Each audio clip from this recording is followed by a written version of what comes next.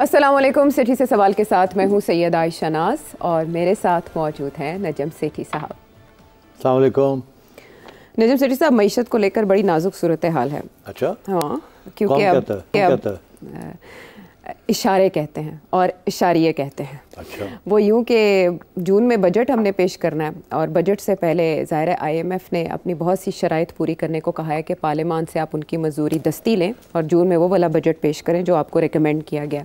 लेकिन जून में विफाक का बजट आने से पहले KP का बजट आ जाता है और ये शायद हिस्ट्री में ही, तो आप बताएंगे, पहली बार हुआ है कि सूबा अपना बजट अपने ओन पे पेश कर रहा है और उसके अदादो शुमार क्या है, वो किस हद तक पूरे कर सकते हैं, ये आपसे एक और ज़िमनी सवाल होगा। लेकिन मीनवाइल जो SIFC है, कल उसका एक इजलास तलब किया गया। हैरत अंगेज़ तौर पर उसमें अली अमीन गंडापुर साहब को पहले मदऊ नहीं किया गया था, जिसको लेकर तोपें जो हैं वो विफाक पर SIFC पर बरसती रहीं KP से। लेकिन फिर यकदम ये ख़बर आई कि गवर्नर KP फैसल करीम कुंडी साहब के कहने पर वज़ीर आला KP को मदऊ कर लिया गया है और वो जाएंगे। लेकिन SIFC की परफॉर्मेंस को लेकर एक रिपोर्ट आती है कल। एक सीनियर सहाफ़ी शहबाज राना साहब, वो ये कहते हैं कि सरमायाकारी 50 साल की कम तरीन सतह पर आ गई। हालांकि ये 1 विंडो ऑपरेशन इससे कहा जा रहा था और आर्मी चीफ ने अपनी एक मीटिंग में बताया भी था कि कितनी इन्वेस्टमेंट आ सकती है। तो सबसे पहले अफादियत SIFC की, क्योंकि इसको लेकर पाकिस्तान तहरीक इंसाफ के सोशल मीडिया अकाउंट से ऐसी बमबारी की जा रही है डायरेक्ट, जैसे ये गैर आईनी इकदाम है। मुझे आपसे ये जानना है कि एक साल के दौरान जो जो वादे किए गए या अहदाफ मुकर्रर किए गए SIFC की जानिब से, वो सारे आपके ख्याल में हासिल हो गए या मईशत में SIFC का किरदार का तयन हो सका? जी बिल्कुल सही सवाल है, क्योंकि आज की जो रिपोर्ट आई है जी कि फॉरेन के total investment as a proportion of GDP जी, वो 50 साल का रिकॉर्ड तोड़ दिया उसने जी 13% GDP का हिस्सा जी पे आई है। 1973 में बड़े एक्स्ट्रॉर्डनरी सर्कमस्टांसेस थे। भुट्टो साहब आ चुके थे, मुल्क आधा हो चुका था और सोशलिस्ट एजेंडे के साथ आए थे और बहुत सी नेशनलाइजेशंस शुरू हो गई थी। तो वो ज़माना ऐसा था कि सरमायादारी को बिल्कुल उसके ख़िलाफ़ गवर्नमेंट पॉलिसी थी और इरादा भुट्टो साहब का ये था कि जो भी सरमायादारी होनी है वो स्टेट सेक्टर में होगी और जो प्राइवेट सेक्टर उसको ख़त्म किया जाएगा। अच्छा, या उसको सरमायादाराना निज़ाम के खिलाफ थे और सरमायाकारी के मामलात को देख रहे थे? क्योंकि सरमायादाराना निज़ाम को तो कोई नहीं ख़त्म कर सकता। अच्छा, मगर ये था कि नेशनलाइजेशन जो है वो सोशलिस्ट प्रोग्राम होता है। उसके अंदर जो इंडस्ट्री है, बड़ी इंडस्ट्री स्पेशली, वो स्टेट सेक्टर में होती है और जो भी कैपिटल एक्यूमुलेशन होती है उस सेक्टर में होती है। मगर क्योंकि उस वक्त प्राइवेट सेक्टर को बिल्कुल साइडलाइन कर दिया गया था, अच्छा, तो प्राइवेट सेक्टर की इन्वेस्टमेंट बिल्कुल ख़त्म हो चुकी थी और फॉरेन का इन्वेस्टमेंट भी बंद हो चुकी थी, because foreign investment private sector में आती है। तो इसलिए वो तो एक्स्ट्रॉर्डनरी सर्कमस्टांसेस थे। आज अगर वहाँ हम पहुँच गए हैं तो इसका ये मतलब है आज भी बड़े एक्स्ट्रॉर्डनरी सर्कमस्टांसेस हैं और हमें मायूस होना चाहिए कि हम यहाँ आ गए हैं, बिकॉज आज उल्टा हो रहा है। उस वक्त नेशनलाइजेशन हो रही थी, आज प्राइवेटाइजेशन हो रही है। ठीक, तो प्राइवेटाइजेशन अगर हो रही है तो इसका ये मतलब है कि सरमायादारी को और अहमियत दी जा रही है प्राइवेट सेक्टर में, सरमायाकारी को और सरमायादारी को, दोनों सरमायादारी करते हैं ना यार। ये भी बात सही है वैसे। हाँ। तो अब बात ये है कि अगर ये सूरत हाल है तो फिर तो इन्वेस्टमेंट बढ़नी चाहिए। हाँ। तो अब 1 साल हो गया SIFC को और हमें यही कहा गया था आयशा कि इसके साथ पॉलिटिकल स्टेबिलिटी भी आएगी और इकोनॉमिक स्टेबिलिटी भी आएगी और मेरा ख्याल है यही एक वादा था जिसकी बिना पर IMF ने फिर ये फ़ैसला किया।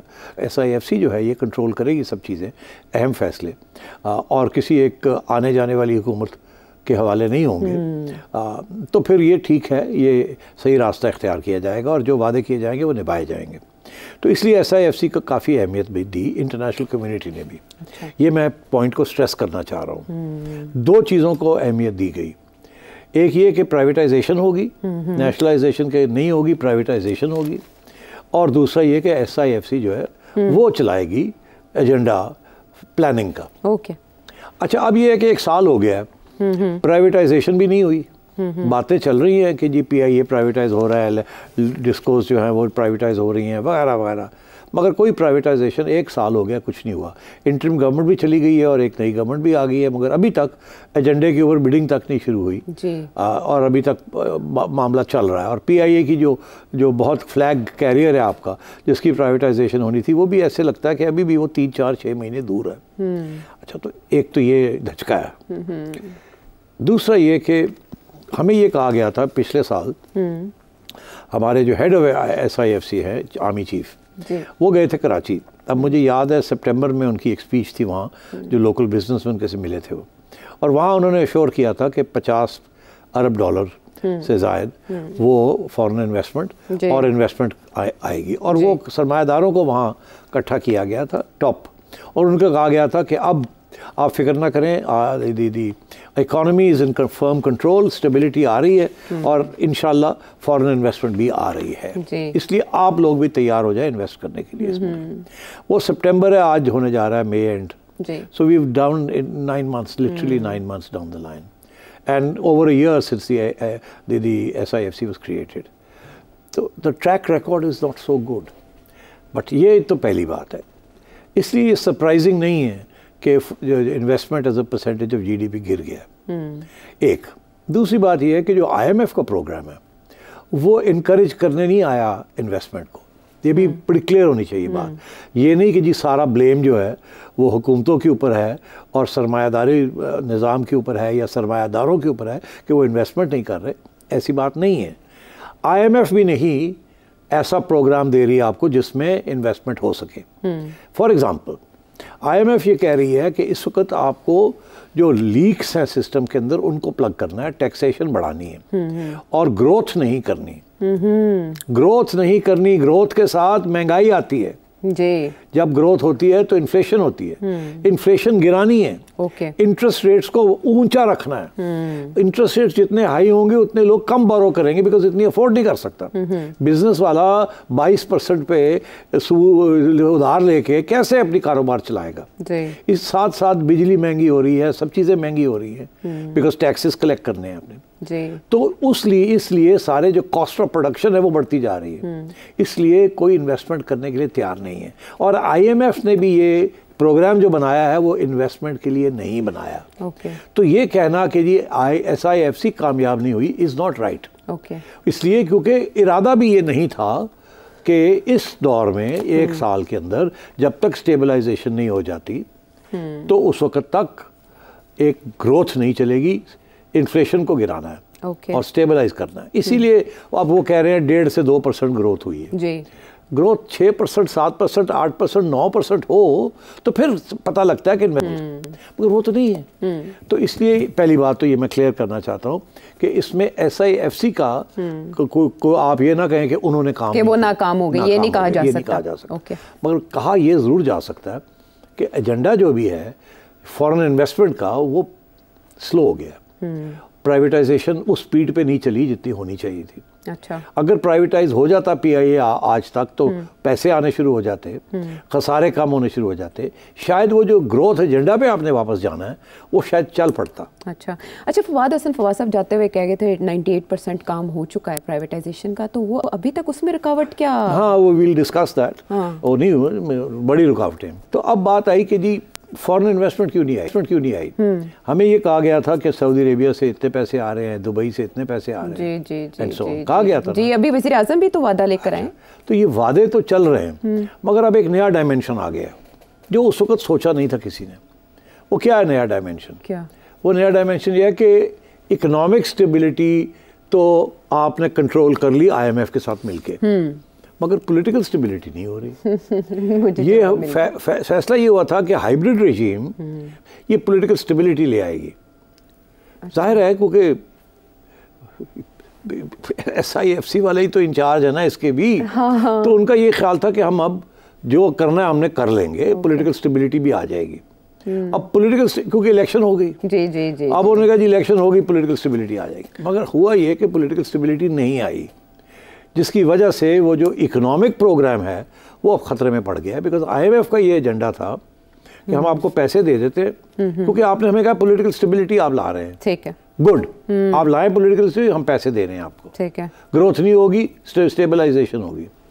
आपने वो तो कर लिया, मगर पॉलिटिकल स्टेबिलिटी नहीं आई, और दिन ब दिन ऐसे लग रहा है कि और पॉलिटिकल इंस्टेबिलिटी बढ़ रही है यहाँ। अब मैं आऊँगा उसके ऊपर, तो अभी मत पूछिएगा कुछ मुझे, let me finish this train of thought. आपने ऐसे करना शुरू कर दिया। The mic is all yours. Mic, leave it with me. Okay.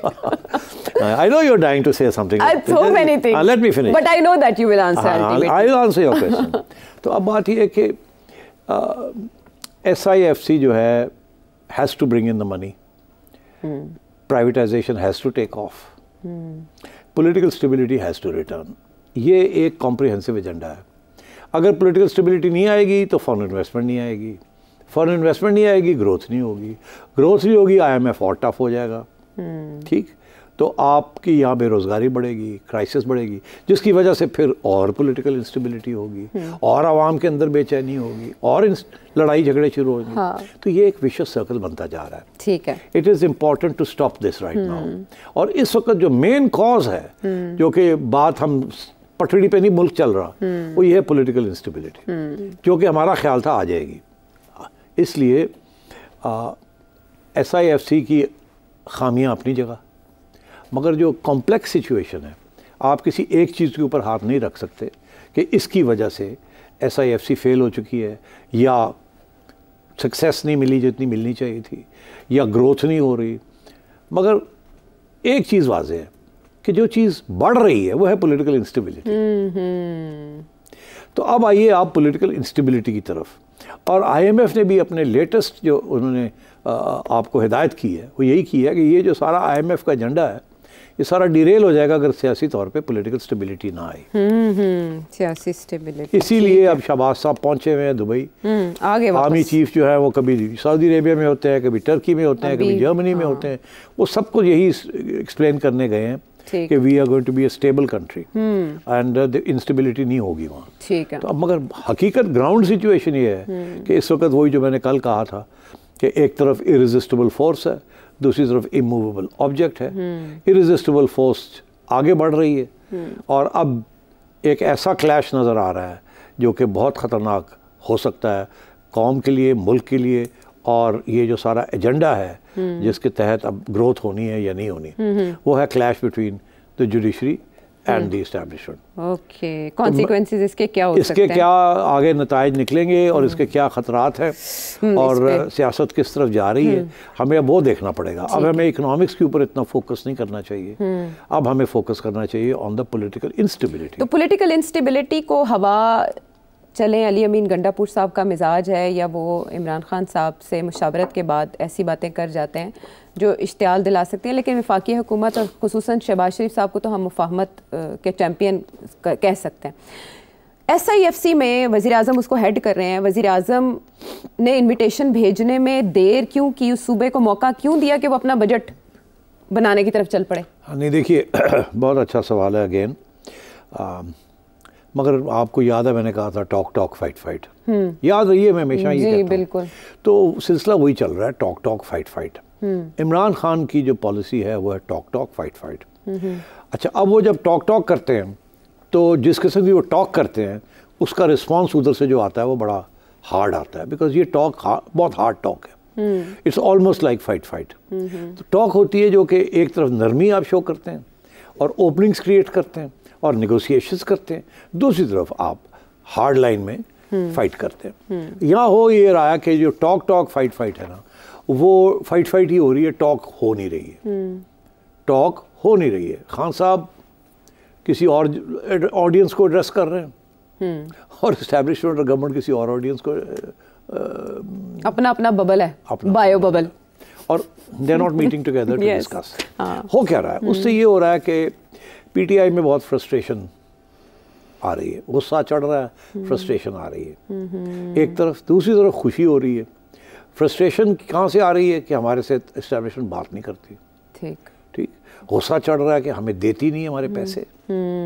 उधर खुशी हो रही है कि जज हज़रात टिल्ट हो रहे हैं इनकी तरफ, और एक के बाद दूसरा केस खान साहब का ख़त्म हो रहा है, एक के बाद दूसरा PTI का लीडर बाहर आ रहा है। तो वहाँ इस किस्म की कश्मकश चल रही है, गम खुशी गम।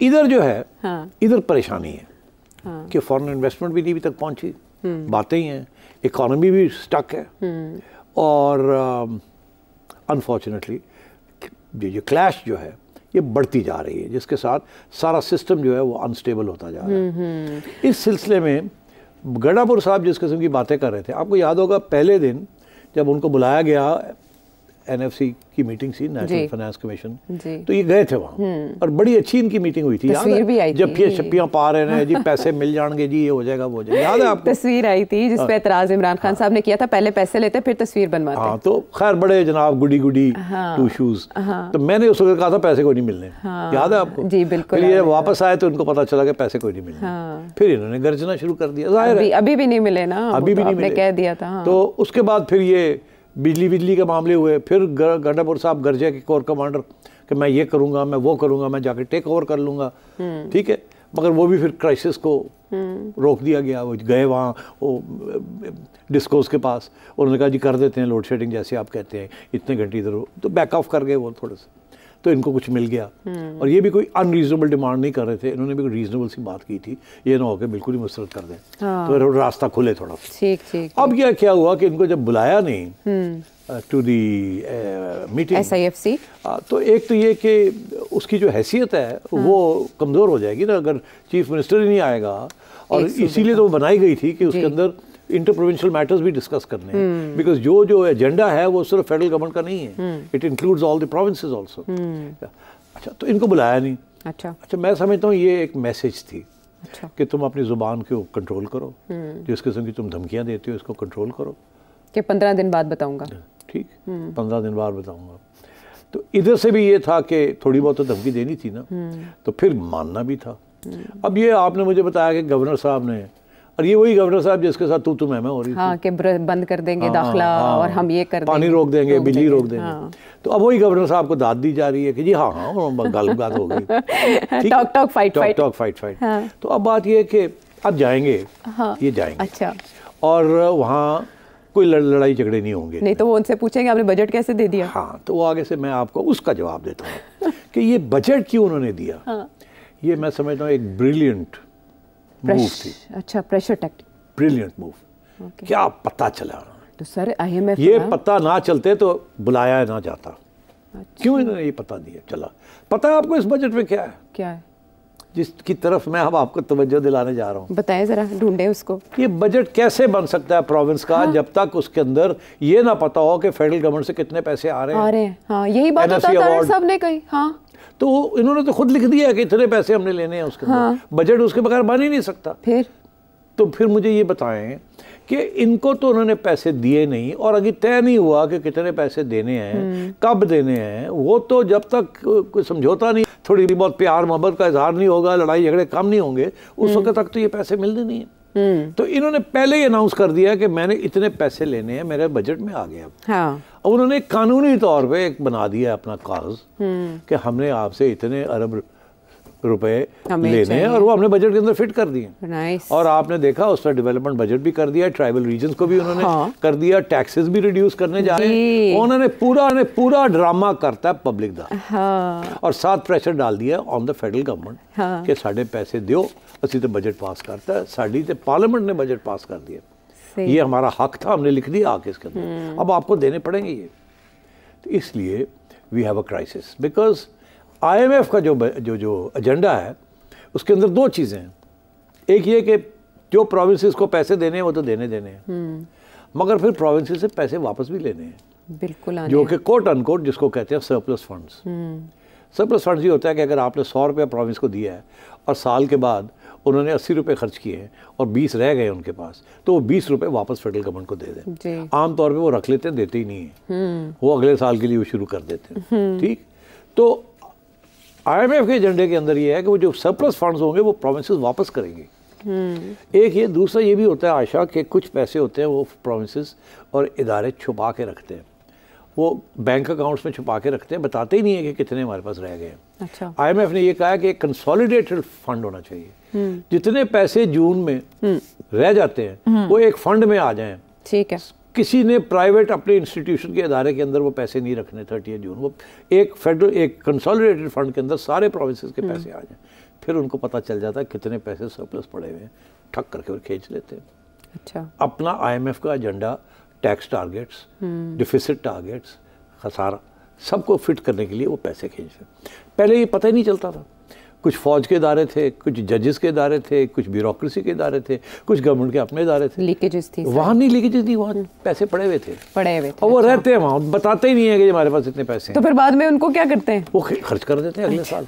तो हर साल कुछ कैरी फॉरवर्ड रखते हैं, ताकि यार कल तनख्वाह पैसे ना आए तो तनख्वाह कितने देंगे। ये ब्यूरोक्रेसी का पुराना है स्टाइल कि पीछे रखो कोई पैसे, कल कोई मसला बन गया साड़ी तनख्वाह देना ना बंद हो जान। अच्छा, तो वो कोई 15-20% पीछे रख लेते हैं। अब फेडरल गवर्नमेंट और IMF ये कह रहे हैं इधर ले आओ ना, जरा हवाले करो। तो पहले तो पता ही नहीं चलता है कितने हूँ वो कहते हैं कानून पास करता है कंसोलिडेटेड फंड में डालें। तो मैं समझ रहा हूँ इस किस्म के इश्यूज चल रहे हैं। गंडा साहब ने जो किया काम कि अपना बजट अनाउंस कर दिया, उस पर डाल दिया है कि इतने पैसे हमें आएंगे वहाँ से। और दूसरा जो धमकी दी उन्होंने, वो तो लोगों ने नोट ही नहीं किया। क्या उन्होंने कहा? जी हम अपनी रॉयल्टीज जो है वो बढ़ा रहे हैं, जो पानी बिजली वहाँ से बनती है, just like the case of Balochistan. So Balochistan is different, but वहाँ से पानी, वहाँ से बिजली, वो कह रहे हैं बटन हमारे पास है बिजली का। यहाँ रॉयल्टीज मिलती हैं, जैसे सिंध को रॉयल्टीज मिलती हैं और गैस इन सिंध। तो इन्होंने अपनी रॉयल्टीज का रेट जो है बढ़ा दिया है। अब पहले अगर इनको X% मिलता था फेडरल गवर्नमेंट से, जितनी पानी या बिजली लेते थे KP से, ठीक, तो अब उसको उन्होंने बढ़ा दिया, खुद ही यूनिलैटरली बढ़ा दिया रॉयल्टी का रेट। अच्छा, तो इसका ये मतलब है कि और वो पैसे मांग रहे हैं फेडरल गवर्नमेंट से, over and above the national finance commission award. वो रॉयल्टीज भी ज़्यादा मांग रहे हैं। यूनिलैटरली ये फैसला कर दिया, एक किस्म का unilateral declaration of in economic terms. वो कह रहे हैं जी ये साढ़े पैसे ने, ये साड़ी अमानत है, ये साढ़े असासे ने, कहते थे इन्ने पैसे लवांगे, इस तो घट नहीं लवांगे, दियो सानू। हालांकि ये सारा federal government under the constitution, federal government और प्रोविंशियल गवर्नमेंट मिलकर फैसले करते हैं, मगर इन्होंने यूनिलैटरली ये फैसले कर दिए तो कि हमें इतने पैसे मिलेंगे फेडरल गवर्नमेंट से ऑन NFC अवार्ड, इतने पैसे हम रॉयल्टी से लेंगे, पहले इतने थे अब इतने लेंगे। बजट तो इस बेसिस के ऊपर बनाया उन्होंने। तो क्या जो भी तय नहीं हुआ इन्होंने बजट बना दिए। तो आपकी प्रेडिक्शन क्या है इस मामले को लेकर कि दोबारा बजट देना पड़ सकता है वो, या वो इसी पर अमल करेंगे? नहीं देखें, वो तो अब उन्होंने बजट तो दे दिया ना, इट्स लीगल डॉक्यूमेंट। अच्छा, तो पास हो गया पार्लियामेंट में। अब वो जाएंगे, कहेंगे जी हमने तो पास कर दिया, हमें दें। तो ये फेडरल गवर्नमेंट क्या करेगी? तो फेडरल गवर्नमेंट कहेगी नहीं हम नहीं दे सकते, फिर तो वो कहेंगे हमने तो पास कर दिया। तो फिर ये लड़ाई झगड़े चलेंगे, because the money is suppose to come over the whole next 12 months। तो ये फिर मामला चलेगा, कुछ आएंगे कुछ नहीं आएंगे, लड़ाई झगड़े चलेंगे। फेडरल गवर्नमेंट कभी भी नहीं मानेगी इनका जो बजट के अंदर वो पैसे जो इन्होंने लिखे हैं कि हमें मिलेंगे, फेडरल गवर्नमेंट नहीं मानेगी, IMF नहीं मानेगा, तो ये लड़ाई झगड़े चलेंगे। तो मगर ये इट वाज जैसे कहते हैं अच्छा पता चला from his point of view, ठीक है कि जी हम पहुंचे वहाँ, जाके वहाँ लड़ेगा ये। तो ये बताएं कि कोई ऑब्जर्वेशन या कोई डायरेक्शन IMF की तरफ से आ सकती है इस बजट के बाद के पीक? नहीं, IMF का तो बड़ा सीधी सी बात है, हमने तो फेडरल गवर्नमेंट के साथ मुखाखा की है, अब डील करो। चलो ठीक है डील करो। सो ये है, देखिए बाद में मैं आपको बता दूं, सिंध वाले भी नहीं मानेंगे बात। किस पे?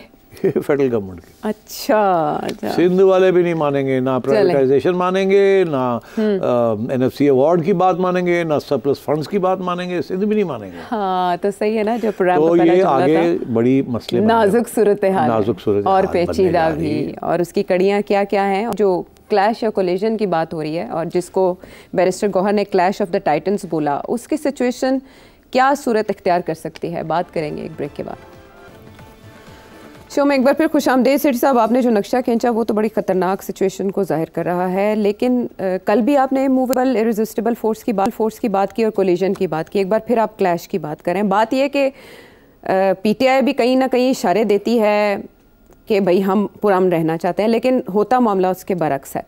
अब ये पुशबैक वर्सेस पुशबैक दोनों तरफ से बेशक ढाल इस्तेमाल करते हुए है, ये सिलसिला कहाँ जाके रुकेगा और कर कौन रहा है ख़राबी ज़्यादा?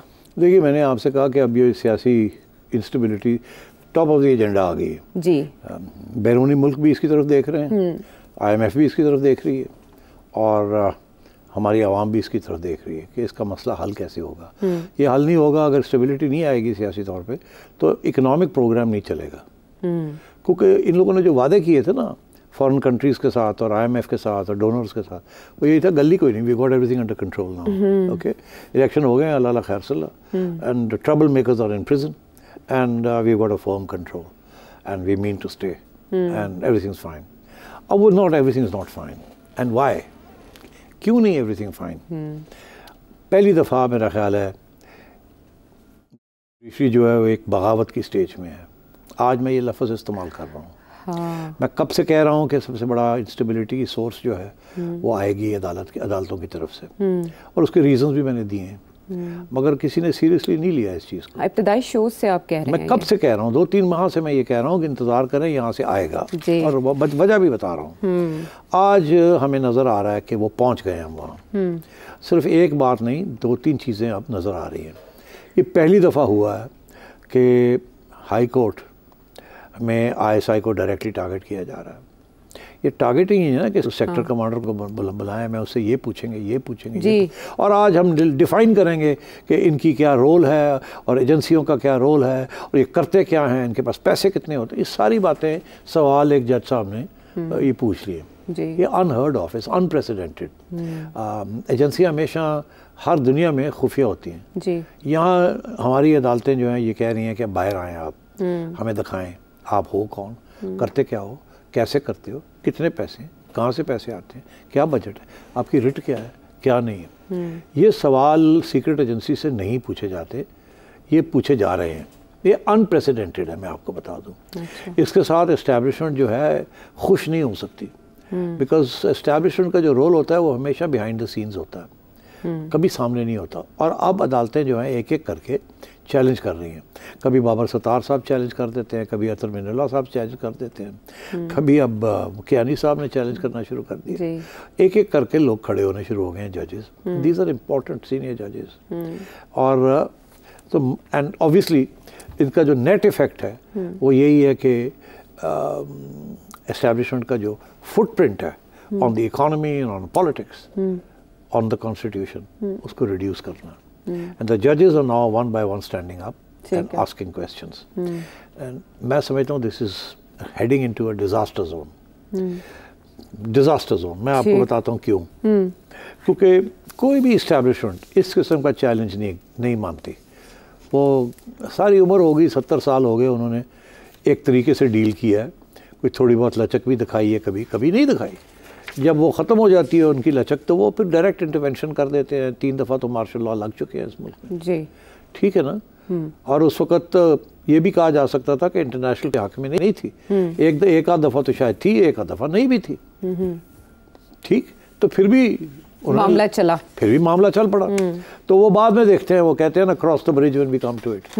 वो पहले कर देते हैं, कूद जाते हैं, फिर देखते हैं कि जी देखी जाएगी जो होगा। हम अब बात यह है कि इस वक्त मेरी सेंस ये है कि there is a lot of anger and frustration in the establishment कि हम नेशनल इंटरेस्ट में हम इस मईशत को चलाना चाह रहे हैं, हम इस पॉलिटिक्स को स्टेबलाइज करना चाह रहे हैं, और हमें किया नहीं, हमें रोका जा रहा है। और रोकने वाले 2 इदारे हैं, एक है जुडिशरी और एक है PTI। बाकी सारे जो पार्टीज हैं वो सारे हमारे साथ हैं। अच्छा। और मगर ये 2 जो हैं ये हमें तंग कर रहे हैं, और ये basically they are challenging the writ of the state. ये स्टेट को कभी ऐसे चैलेंज नहीं हुआ, भुट्टो साहब ने भी नहीं ऐसे चैलेंज किया था, नवाज शरीफ साहब ने भी ऐसे चैलेंज नहीं किया था। उसकी वजह कि जब भी भुट्टो साहब या नवाज शरीफ साहब चैलेंज करते छोटा मोटा, तो अदालतें उनके साथ नहीं खड़ी होती, अदालतें एस्टैब्लिशमेंट के साथ खड़ी हो जाती, तो वो फारग हो जाते थे। हाँ। इस दफ़ा सिचुएशन बदल चुकी है, ठीक है। और ये दिन ब दिन और बिगड़ेगी इन माई व्यू। ओके, तो इसका ये मतलब है we are headed into a very dangerous place. तो 29 तारीख को उस डेंजरस प्लेस में ना ग्रोथ होगी, ना IMF रहेगा, ना सऊदी अरेबिया आएगा, ना दुबई आएगी। हाँ। और they will be total chaos। Okay. अच्छा, अब बात यह है कि क्या ये रुक सकती है? हाँ। क्या एस्टैब्लिशमेंट थोड़ा पीछे हटे, जुडिशरी पीछे हटे, खान साहब पीछे हटे? बिकॉज ये 3 फोर्सेस है ना इस वक्त।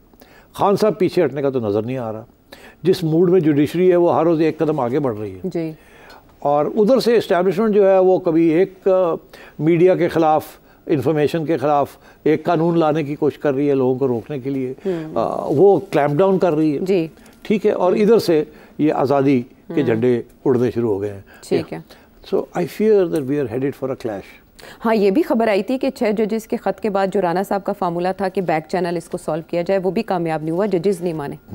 अच्छा, अब ये है कि एक तरफ तो ये भी अब प्रपोजल्स आ रही हैं कि एज लिमिट बढ़ा दी जाए जी, 68 कर दी जाए, कर दें उसकी, तो उससे ऑटोमेटिकली कुछ एक्सटेंशंस हो जाएंगी। मगर क्या उसके साथ मसला हल होगा? I don't think so.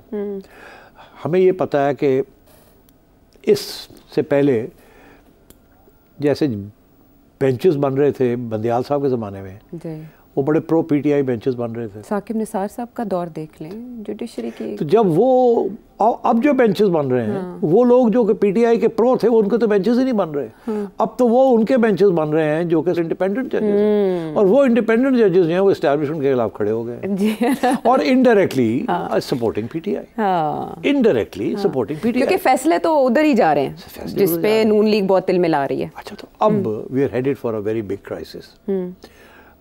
And जब इस किस्म की क्राइसिस आती है तो फिर होता क्या है? मैं आज ये प्रेडिक्शन कर रहा हूँ आपसे कि अगर ये क्राइसिस को रोका ना गया from either the judiciary side और फ्रॉम द एस्टैब्लिशमेंट साइड, तो फिर यही होगा कि किसी न किसी स्टेज से sooner rather than later establishment move करेगी for an emergency. Okay, I think that you can not rule out now. मैं आज बड़े खुल के ये आपसे कह रहा हूँ, और मेरी कंडीशन ये है कि अगर ये पीछे ना हटे, सारे खान साहब पीछे ना हटे, केपी गवर्नमेंट पीछे ना हटी, एस्टैब्लिशमेंट पीछे ना हटी, जजेस पीछे ना हटे, अगर ये पीछे ना हटे, आपस में कोई सेटलमेंट नहीं होती गोइंग फॉरवर्ड, और ये ऐसी मामला चलता रहा, कोई चीज़ आयशा रुकी नहीं रहती, या बेहतरी की तरफ जाती है या ख़राब होती है। ये नहीं होता कि स्टेशनरी हो जाए। Life in politics is dynamic, it is not a static thing. Dynamism का ये मतलब है या वो बढ़ेगी एक क्राइसिस या कम होगी, यहाँ नहीं रहेगी। ये अनस्टेबल स्टेट है, इक्विलिब्रियम नहीं है। इक्विलिब्रियम जैसी चीज़ ही नहीं होती साइंस के अंदर। इक्विलिब्रियम की तरफ जाते हैं फिर दूर हो जाते हैं। जैसे वो पेंडुलम नहीं होता घड़ी का, पुराने ज़माने की घड़ियों के पेंडुलम्स थे, ऐसे ऐसे चलते थे, तो वो सेंटर का है इक्विलिब्रियम होता, मगर वहाँ आके खड़ा नहीं होता वो पेंडुलम, मूव करता। तो अब ये है कि we are moving in the direction of instability, और अगर ये पेंडुलम ऐसे ही मूव करता रहा तो फिर ये, मेरा ये ख्याल है कि establishment will have to think of some major. और जजेस को रोकने का मेजर, और जो आज़ादी की इस वक्त जो ख्वाहिश है आवाम के अंदर, और पीटीआई जिसको पुकार रही है, उसके लिए emergency will have to be imposed. Okay, whether it will be a financial emergency, और it will be a general emergency, और it will be some special emergency, I can't say. मगर क्या, जब इमरजेंसी लगेगी तो बहुत सी पाबंदियां लग जाएंगी। मगर अगर मसला अभी हल नहीं हो रहा, तो मैं ये समझता हूँ इमरजेंसी के साथ भी मसला हल नहीं होगा। क्यों? क्योंकि जुडिशरी की आज़ादी के ऊपर पाबंदी, इवन इन इमरजेंसी कुछ पावर्स उनके रह जाते हैं, मगर कुछ नहीं रहते। मगर फिर भी उनके पास ये हक होता है to strike it down.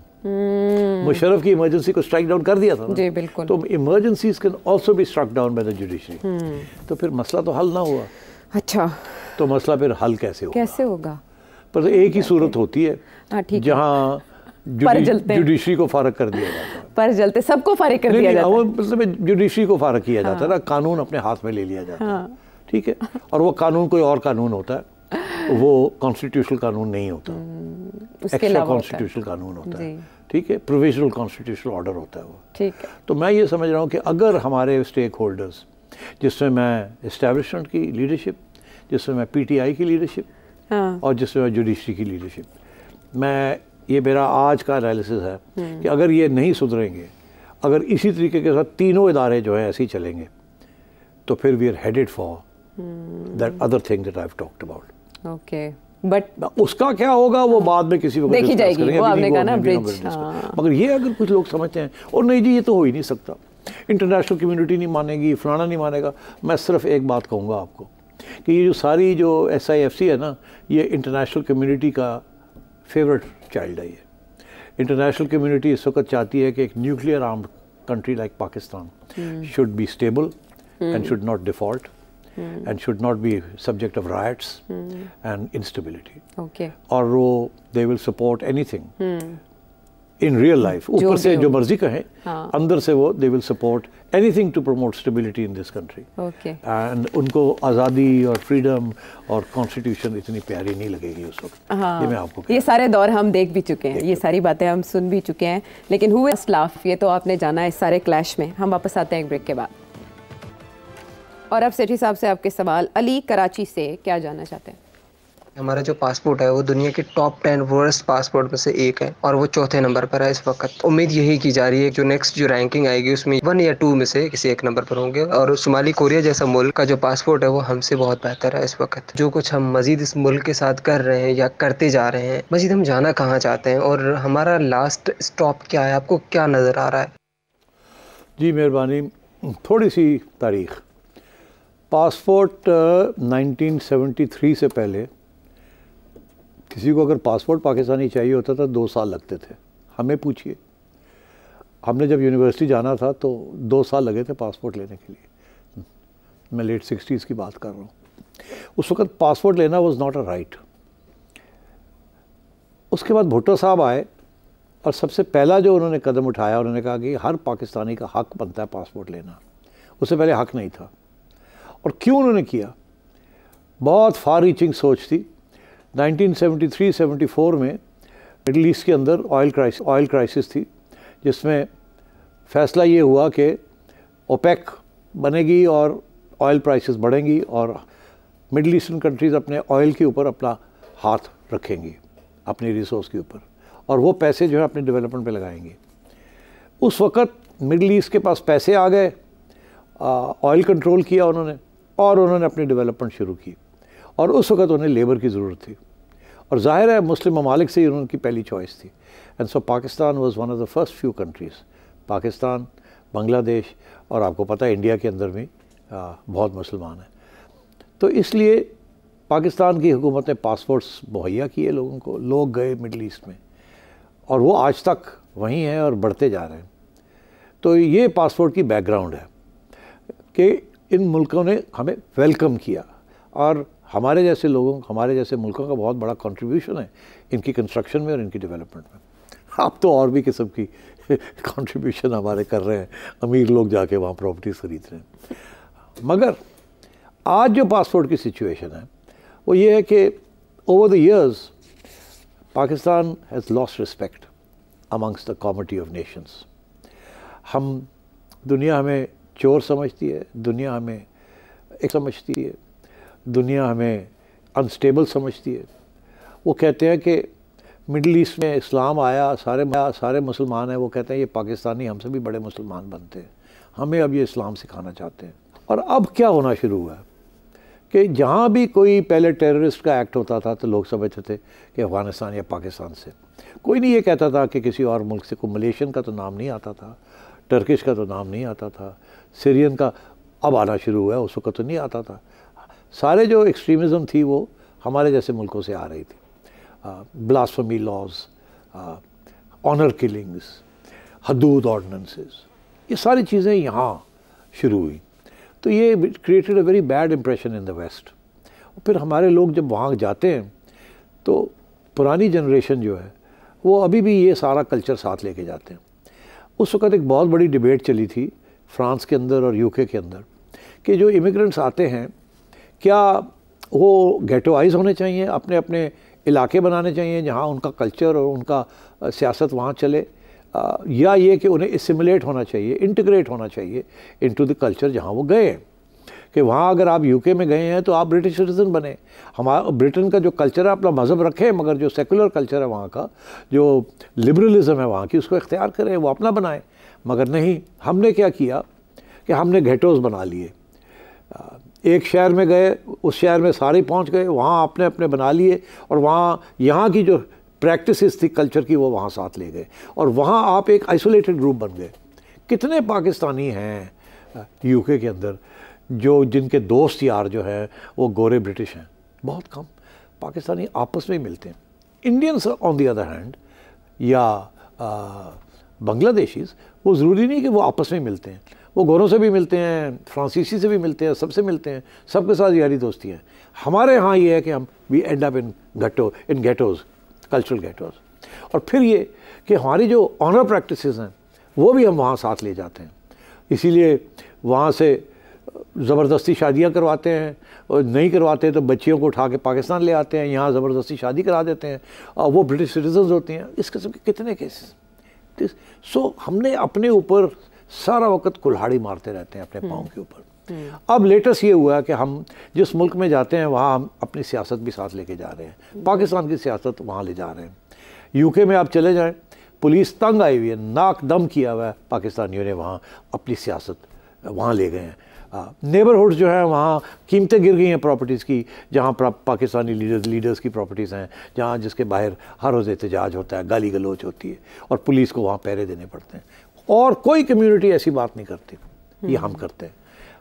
Dubai के अंदर आप सियासत, वहाँ सियासी रैलीज आपने शुरू कर दी और उन्होंने आपको वार्न किया है कि यहाँ नहीं चलेगा, हम नहीं इजाज़त देते, आप फिर भी वही करते हैं।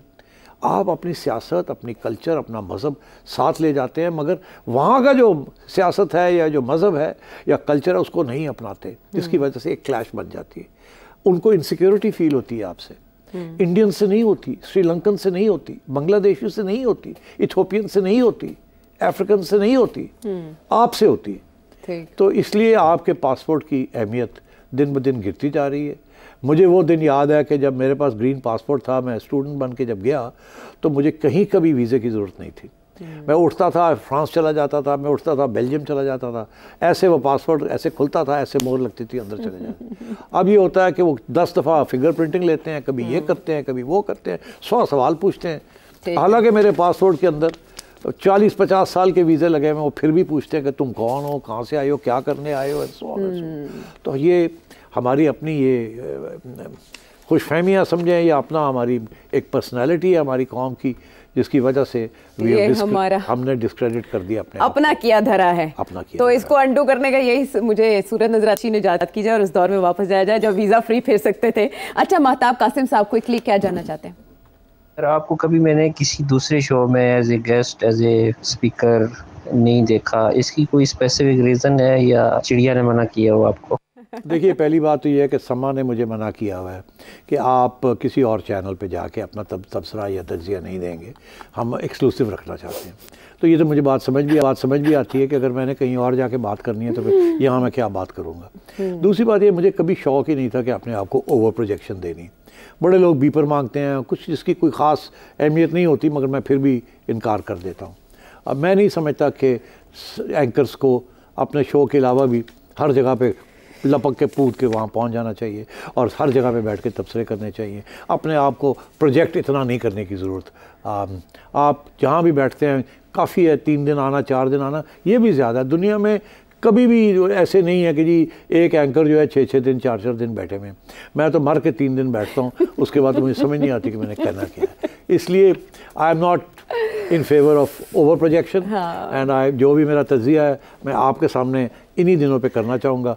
मैं आजकल खाने शादी ब्याह में बुलाए जाते हैं, वहाँ और सेठी साहब दसो हो की रहा और मैं क्या मेरा शो देख लो, नहीं तो फिर 5 लाख रुपया कटो तो मैं तो अंदाज़ देना की हो रहा है। नहीं तो मैं नहीं इंटरेस्टेड थे डिनर टॉक करने वास्ते। ओके, सो मयार को प्रेफरेंस, मतलब मैं मजाक करता हूँ 5 लाख रुपये, मैं कहता हूँ जी छोड़ो परे, शो देख लीजिएगा। ठीक है, मिल गया हमें जवाब। अगले प्रोग्राम तक के लिए इजाज़त।